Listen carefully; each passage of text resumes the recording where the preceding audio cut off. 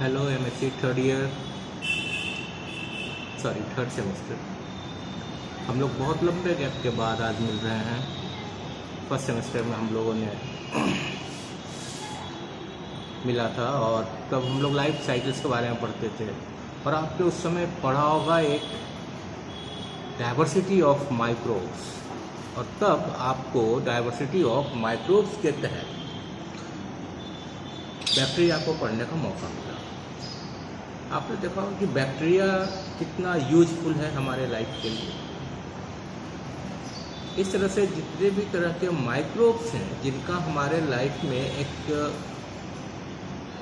Beneficial role है, उस beneficial roles के बेसिस पर अब हम लोग थर्ड सेमेस्टर्स में इसी माइक्रोबायोलॉजी को एक अप्लाइड माइक्रोबायोलॉजी के रूप में पढ़ेंगे। इस अप्लाइड माइक्रोबायोलॉजी के रूप में जो कुछ भी आपने इसके पहले देखा था, याद करिए उस बैक्टीरिया के स्ट्रक्चर के बारे में, जिस बैक्टीरिया में जो कि एक प्रोकैरियोटिक सेल था और उसके पास इनकम्प्लीट इनसेपिएंट फॉर्म ऑफ न्यूक्लियस था, लेकिन उसके बावजूद भी उस बैक्टीरिया का रोल इतना सिग्निफिकेंट और इम्पॉर्टेंट था जो हम लोग एज एप्लीकेशन ऑफ माइक्रोबायोलॉजी में देखते हैं। बात सिर्फ बैक्टीरिया की नहीं, तमाम उन माइक्रोब्स की जिसे हम आज माइक्रोबायोलॉजी के दरमियान। अब बात ये आती है कि माइक्रोबायोलॉजी के अंतर्गत उन तमाम तरह के माइक्रोब्स की स्टडी करेंगे जिनके बारे में अब तक हम कुछ तो जानते हैं और कुछ के बारे में नहीं जानते हैं। ऐसा नहीं कि माइक्रोब्स में सिर्फ बैक्टीरिया की बात करते हैं, माइक्रोब्स में उन बैक्टीरिया के अतिरिक्त एल्गी, फंजाई और प्रोटोजोअन्स के भी फॉर्म पाए जाते हैं, साथ साथ एस्कोमाइटिस। और इन्हीं माइक्रोब्स के साथ आप कुछ वायरसेस के बारे में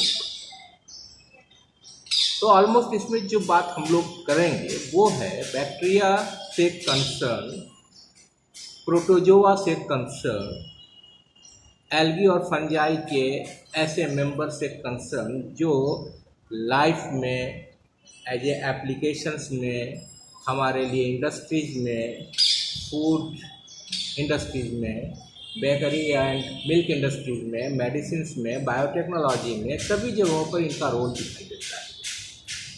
सभी तरह के ये रोल जो देखते हैं आप, वो एक्चुअली माइक्रोब्स के उन तमाम तरह के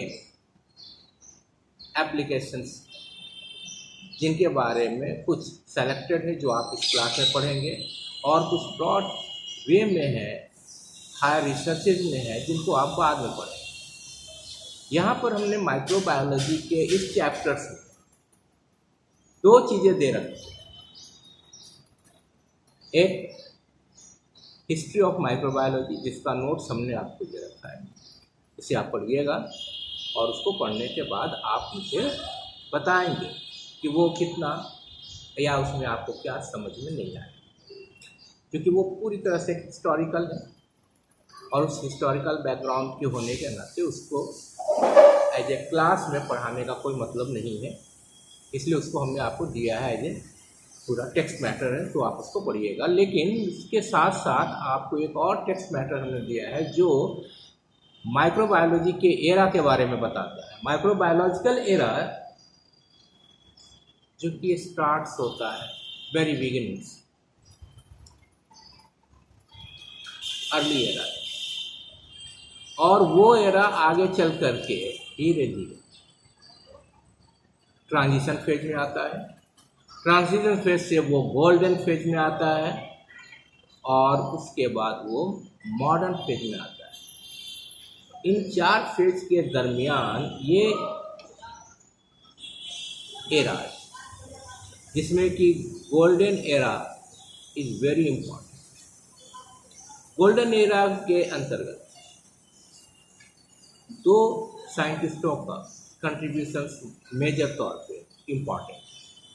एक तो लुईस पास्चर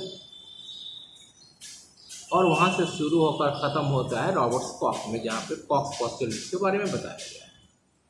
इसलिए गोल्डन एरा का जो फेज है वो बहुत ही इम्पॉर्टेंट है, क्योंकि इसी फेज में मैक्सिमम माइक्रोबायोलॉजी के जो एप्लीकेशन रोल्स थे वो डिस्कवर किए गए, बताए गए, और उसका एप्लीकेशन इम्प्लीमेंटेशंस आज के तारीख में आप देखते हैं।